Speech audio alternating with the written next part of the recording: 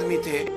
Over time لگانے کے لیے آس بن وائل بڑا پکا مشرک کافر تھا, اس کے پاس گئے, اس کے ساتھ معاملات طے ہو گئے. فرماتے میں نے مزدوری کی اور میں تھک گیا کام کر کر کے. اور جب مزدوری ملنے کا وقت ہوتا ہے تو مزدور نے بڑی بڑی منصوبہ بندی کی ہوئی ہوتی ہے کہ بچے کو کپڑے لے کے دینے ہیں, چھوٹی بیٹی کو بیگ لے کے دینا ہے, اور جو بیٹی بیاہ دی ہے اس کو تحفہ بھیجنا ہے. بڑی اس کی منصوبہ بندی ہوتی.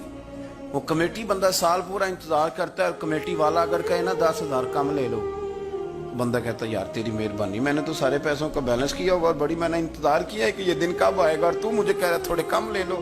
اور بڑا بندے کی شدت بھرا انتظار ہوتا ہے. آتے ہیں تو چاہے وہ 1 گھنٹہ ہی خوشی رہے, لیکن وہ رہتی. کہتے میں نے محنت کی, میں تھک گیا, مزدوری کی, وجود میرا چکنا چور ہو گیا. اور جب میں پیسے لینے کے لیے آس بن وائل کے پاس گیا, میں نے کہا میرے پیسے دے دو. کہنے لگا نہیں دیتا. سنو کیوں نہیں دیتا؟ اس نے کہا میں نے نہیں دینے پیسے. کہتے ہیں میں نے کہا یار میں نے مزدوری کی ہے, میرے بچے انتظار کر رہے ہیں, اور کتنے دن لگا کے میں نے تیرا کام ختم کیا, میرے پیسے دے. حضرت خباب کہتے ہیں وہ میں نے اصرار کیا تو کہنے لگا میری ایک شرط ہے, اس شرط پہ پیسے دوں گا. وہ کیا؟ کہنے لگا تو نبی پاک کا کلمہ پڑھنا چھوڑ دے. حضرت خباب رضی اللہ تعالیٰ عنہ فرماتے ہیں میں نے اسے کہا کہ اگر میں تیری بات نہ مانوں تو کہنے لگا میں پیسے نہیں دوں گا. حضرت خباب فرماتے ہیں مجھے اللہ کی عزت کی قسم مجھے اس کی بات کا دکھ بھی کوئی نہیں ہوا. اللہ کرے میں آپ کو سمجھا سکوں کہ میں کیا کہہ رہا ہوں. اور یار بندے کا دل ٹوٹ جاتا ہے, انسان کمزور پڑ جاتا ہے, مایوسی ہوتی ہے, لیکن فرماتے ہیں مجھے کوئی مایوسی, کوئی پریشانی, کوئی تکلیف. اور شارحین نے لکھا ہے کہ وہ فرماتے ہیں میں واپس آیا تو ایک صحابی مجھے کہنے لگے 2 منٹ کے لیے کیا ہی دینا تھا, پیسے تو لے لیتے, اسلام حکمت کا بھی تو سبق دیتا ہے نا. اور میں نے کہا چھوڑو, 4 پیسوں کے لیے میں 2 منٹ کے لیے بھی مدینے والے رسول کا انکار نہیں کر سکتا, 2 منٹ کے لیے بھی انکار نہیں کر سکتا. پیسوں کا کیا ہے, اللہ پھر عطا کر دے گا. حضرت صہیب بن سنان رومی حضور کے صحابی ہیں, روم سے مکے آئے تھے اور بڑی مشقت کر کے مال کمایا. بہت سارے لوگ محنت کر کے بھی کماتے ہیں, چلیں کچھ لوگ غلط طریقے سے بھی پیسہ جمع کرتے ہیں, لیکن ایک بہت بڑی تعداد ان لوگوں کی جو مشقت بھی کرتے ہیں.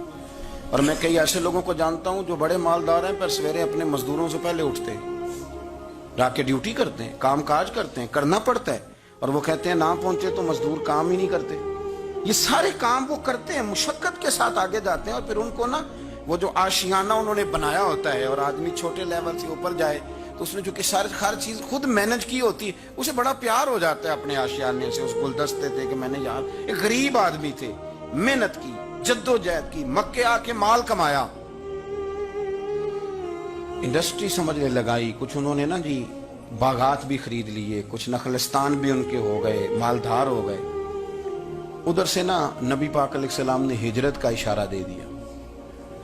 کچھ صحابہ تو پہلے حبشہ چلے گئے تھے اور باقیوں کو لے کے سرکار مدینے چلے گئے. اب مکہ شریف میں رہنا درست ہی نہ رہا مسلمانوں کے لیے. آپ بڑی توجہ سے اس بات کو سمجھیں کہ حضرت صہیب ایک مالدار آدمی, اور مالدار بندے کا کاروبار چھوڑ کے, انڈسٹری چھوڑ کے, علاقہ چھوڑ کے ہجرت کرنا, یہ ایک بڑا کٹھن مرحلہ ہے. حضرت صہیب ابن سنان رضی اللہ تعالیٰ انہوں نے چند دنوں کے اندر اندر سارا کچھ سمیٹا. جو پیسے تھے, دولت تھی, کٹڑیوں میں باندھی, اونٹ کے اوپر رکھی, فرمایا جا رہے ہیں بھائی. اور جب آپ مکہ مکرمہ سے نکلنے لگے تو ابو جہل بہت سارے لوگوں کو لے کر کے آ گیا, کہنے لگا آپ کو نہیں جانے دیں گے, آپ ادھر ہی رہیں. اور یہاں ایک میں معاشی بات بھی کر دوں, ہمارے حکمران معیشت کی بڑی بات کرتے ہیں. ابو جہل جاہلوں کا باپ تھا, اور اسے بھی اتنا پتا تھا کہ انویسٹر کو ملک سے بھگایا نہیں جاتا, یہ اسے بھی پتا تھا. اس نے حضرت صہیب ابن سنان کو یہ آفر دی, یہ واحد بندہ جسے آفر دی. کہنے لگا صہیب ہم تمہیں تنگ نہیں کرتے, تم مکہ شریف میں رہ کے اپنی مرضی کی نمازیں پڑھو, اپنے طریقے پر عبادت کرو, پر مکہ چھوڑ کے نہ جاؤ. حضرت صہیب کہنے لگے میں مکے جن کی وجہ سے رہتا تھا جب وہی نہیں مکے رہے. آپ سمجھے میری بات کو؟ اس نے کہا آپ رہیں جیسے دل کرے, مکے میں کعبے میں عبادت کریں. تو حضرت صہیب فرمانے لگے میرے نبی پاک گئے ہیں مکے سے چلے, حضور پہنچ گئے مدینے میں, اب تو مجھے کعبے کی کنجیاں بھی دے دے تو پھر بھی مکے میں نہیں رہوں گا, مدینے ہی جاؤں گا. تو کنجیاں بھی دے, حاجیو آؤ شہنشاہ کا روضہ دیکھو, کعبہ تو دیکھ چکے اب کعبے کا بھی کعبہ دیکھو. فرمایا میں نہیں رہتا, اب میں جاؤں گا. انہوں نے پھر سخت رویہ اختیار کیا, सख्त। वलीद बिन मुगीरा ने तो खंजर निकाल लिया, कहने लगा तू गरीब आया था रूम से और तूने यहाँ की इतनी जायदादें बनाई हैं, तो माल तूने मक्के में कमाया तो हम ले जाने नहीं देंगे। तो हजरत शुएब कहने लगे खंजर तो पीछे कर, क्या चाहिए तुझे? उन्होंने कहा जी ये जो माल आपने कमाया है ना, ये मक्का शरीफ में रह करके कमाया है, हम ले जाने नहीं देंगे। तो हजरत शुएब फरमाने लगे माल की मेरी नजर में औकात भी कोई नहीं, तुम सारे के सारे पैसे रखो पर मुझे कोई मदीने जाने से रोक नहीं सकता। सारे पैसे, अल्लाह करे आपको समझ आए। आज तो लोग थोड़ा सा वो 1-1.5-2 लाख रुपया लगता है हाजिरी दे के हरम शरीफ की आ जाते हैं, इसके बावजूद वो कहते हैं क्या बात है, मेरी बड़ी शान है। लेकिन देखो मदीने जाने की कीमत कितनी थी। सारा ही माल दे आए, सारा ही माल, और हर शय दे दी, हत्ता के ऊंट से कजावा भी उतार लिया अबू जाल ने, कजावा भी उतार लिया।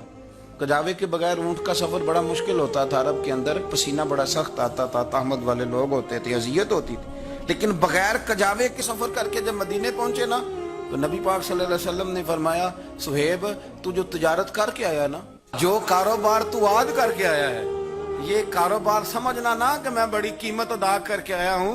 फरमाया तूने माल थोड़ा खर्च किया है पर अल्लाह को भी राजी कर लिया, अल्लाह के रसूल को भी राजी कर लिया। ये ना समझना कि मैंने बड़े पैसे। रसूल कायनात सल्लल्लाहु अलैहि वसल्लम ने फरमाया सुहैब आज जो तिजारत की है बड़ी नफे वाली की है तूने, पैसे थोड़े लगाए हैं और रब रसूल को राजी कर लिया है, थोड़े पैसे। तो सहाबा किराम ने ना वो कमिटमेंट थी उनकी दीन के साथ कि कोई चीज उन्हें पीछे हटा सकती। वो हजरत निजामुद्दीन औलिया महबूब इलाही रहमतुल्लाह अलैह ने ना अपने जूते किसी को तोहफे में दे दिए, तो ख्वाजा मीर खुसरो ने 2 लाख रुपए के खरीद लिए। मेरे मुर्शद के जूते हैं ना 2 लाख के खरीद लिए, और खरीद के ना चले किसी ने फतवा लगाना हो तो लगाए, पर हम क्या करें, तरीकत के लोग हैं ना, बातें करनी पड़ती है। इमामा शरीफ के अंदर जूते रख लिए, टोपी के ऊपर एक जूता इधर रखा, एक इधर रखा, और ऊपर पगड़ी बांध ली। ऊपर पगड़ी शहर तेरे दे टुकड़े मंग सा ते तेरे कुत्तियां दे पैर चुमे सा, ऊपर पगड़ी बांध ली। ख्वाजा निजाम साहब तकरीर कर रहे थे, बात कर रहे थे, तो हज़रत अमीर खुसरो भी आके बैठ गए। तो फरमाते मेरे दिल में ख्याल था कि बड़ा खुश नसीब हूँ, 2 लाख के जूते खरीदे हैं मुर्शद के, और उस जमाने में 1 रुपए के 4 जूते आते थे। 2 लाख के जूते खरीदे हैं, बड़ा खुशबख्त हूँ।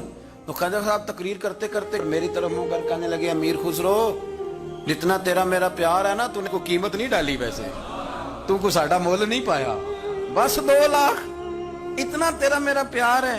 अब आपको मैं कैसे समझाऊं कि ये भी एक मजा है, ये भी एक वादी है, और ये भी एक कैफियत है। जो उतर जाता है वो इसको थोड़ा सा समझ जाता है कि तू साडा को मोल नहीं पाया बेलिया 2 लाख। तो अमीर खुसरो रो पड़े, कहने लगे हुजूर मैं भिखारी सा बंदा हूँ, जेब में थे ही 2 लाख, गरीब सा आदमी हूँ, थे ही 2, सोने ज्यादा होते तो मैं ज्यादा पेश करता, थे ही इतने जितने थे, मैंने नजर